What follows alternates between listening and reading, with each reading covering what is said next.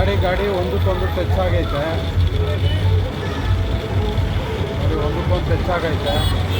ಪೊಲೀಸ್ನವರೆಲ್ಲ ಅವರೇ full traffic jam ಆಗಿಬಿಟ್ಟೈತೆ ನೋಡ್ರಿ. ಅದಕ್ಕೆ ಹೋಗೋವಾಗ ಲೆಫ್ಟು ರೈಟು ನೋಡಿಕೊಂಡು ಸ್ವಲ್ಪ ಹುಷಾರಾಗಿ ಓಡಿಸ್ರಿ ದಯವಿಟ್ಟು. ಏನು ಅಮ್ಮಮ್ಮ ಅಂದರೆ ಒಂದು 5 ನಿಮಿಷ ಲೇಟ್ ಆಗ್ಬೋದು ಅಷ್ಟೇ. ಆ ಥರ ಬಿದ್ದು ಗಾಡಿ ಓಡಿಸ್ಬೇಡ್ರಿ.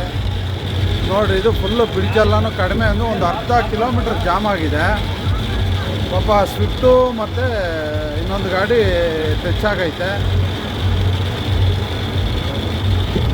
ನೋಡಿರಿ. ಈ ಕಡೆ ಬ್ರಿಡ್ಜ್ ಮೇಲೆ ಈ ಕಡೆ ಲೆಫ್ಟಲ್ಲಿ ಆಟೋಗಳು ಮತ್ತು 2 ವೀಲರ್ಗಳು ಇದೆಲ್ಲ ಪಾರ್ಕಿಂಗ್ ಮಾಡಿಕೊಂಡು ಸುಮ್ಮನೆ ವೇಸ್ಟ್ ಆಗಿದ್ದಾರೆ ನೋಡಿರಿ. ಇದು ಇನ್ನೂ ಟ್ರಾಫಿಕ್ ಜಾಮ್ ಆಗ್ತಾನೇ ಇದೆ. ಕ್ಲಿಯರೆನ್ಸ್ ಆಗೋದು ಕಡಿಮೆ ಅಂದರೂ ಇನ್ನೂ ಒಂದು ಅರ್ಧ ಗಂಟೆ ಮೇಲೆ ಆಗ್ಬೋದು ಅಂದ್ಕೊಳ್ತೀನಿ.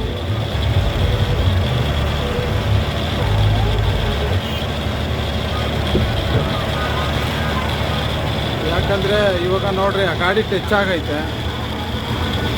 ದುಡ್ಡಿರೋರಾದರೆ ಏನಾದರೂ ಆಗಲಿ ದುಡ್ಡು ಹಾಕಿ ಬಂಡವಾಳ ಹಾಕಿ ಗಾಡಿ ರೆಡಿ ಮಾಡಿಸ್ಕೋಬೋದು, ಇನ್ಶೂರೆನ್ಸ್ ಇರುತ್ತೆ. ಆದರೆ ಕ್ವಾಲಿಟಿ ಫಸ್ಟ್ ಥರ ಬರಲ್ವಲ್ಲ.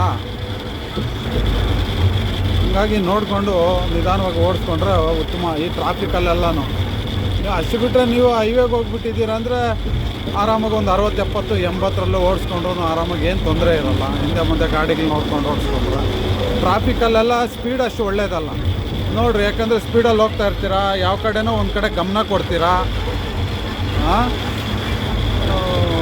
ಹಂಗಾಗಿ ಒಂದಕ್ಕೊಂದು ಗಾಡಿ ಟಚ್ ಆಗೈತೆ.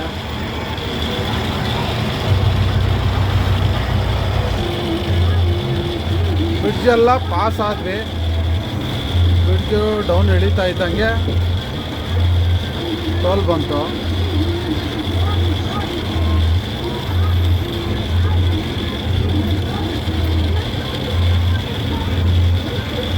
ನಮ್ಮ ಜೊತೆಲಿ ಇನ್ನೂ 3 ಗಾಡಿ ಇದೆ. ಅದು ಗಾಡಿಗಳೆಲ್ಲ ಹಿಂದೆ ಬರ್ತಾ ಇದ್ದಾವೆ. ನಾನೊಂದು ಸ್ವಲ್ಪ ಮುಂದೆ ಬಂದಿದ್ದೀನಿ. ಒಂದು ಗಾಡಿ ಲೇಟ್ ಆಯಿತು ಅಂತ ಹೇಳ್ಬಿಟ್ಟು ಅಲ್ಲಿದ್ದರೆ ಪೇರೆಂಟ್ಸ್ ಎಲ್ಲ ಸ್ವಲ್ಪ ಪ್ರಾಬ್ಲಮ್ ಆಗ್ತಾರೆ ಅಂದ್ಬಿಟ್ಟು ನಾನು ಸ್ವಲ್ಪ ಮುಂದೆ ಬಂದಿದ್ದೀನಿ. ಇದು ಎಲ್ಲ ಟೋಲೆಲ್ಲ ಸಿಕ್ಕಾಪಟ್ಟೆ ಜಾಮ್ ಆಗೈತೆ ನೋಡ್ತಾ ಇದ್ದೀರಲ್ಲ. ಟೋಲೆಲ್ಲ ಆ ಕಡೆ ಬೆಂಗಳೂರಿಗೆ ಹೋಗೋ ಕಡೆ ರೋಡ್ ಅದು ಸಿಕ್ಕಾಪಟ್ಟೆ ಜಾಮ್ ಆಗೈತೆ.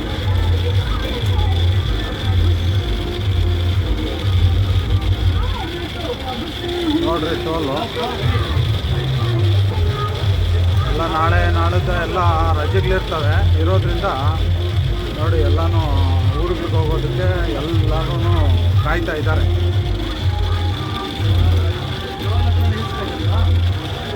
ಟೋಲ್ ಪಾಸ್ ಆಗ್ತಾ ಇದ್ದೀನಿ ಫ್ರೆಂಡ್ಸ್.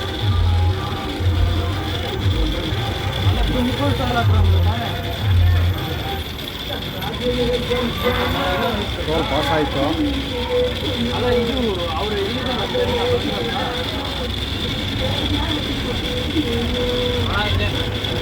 ಇಲ್ಲಿ ಟೋಲ್ ಹತ್ರ ಗಾಡಿ ಆಗ್ತಿದೆ. ಇನ್ನೊಂದು ಗಾಡಿ ಟೋಲ್ ಹತ್ರ ಐತೆ.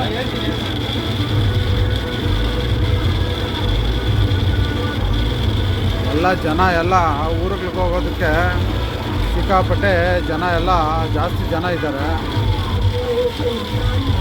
ಇಲ್ಲಿ ನಮ್ಮ ಹುಡುಗರೇನೋ ಇನ್ನೂ ಮುಂದೆ ಹೋಗು ಅಂತ ಹೇಳ್ತಾ ಇದ್ದಾರೆ.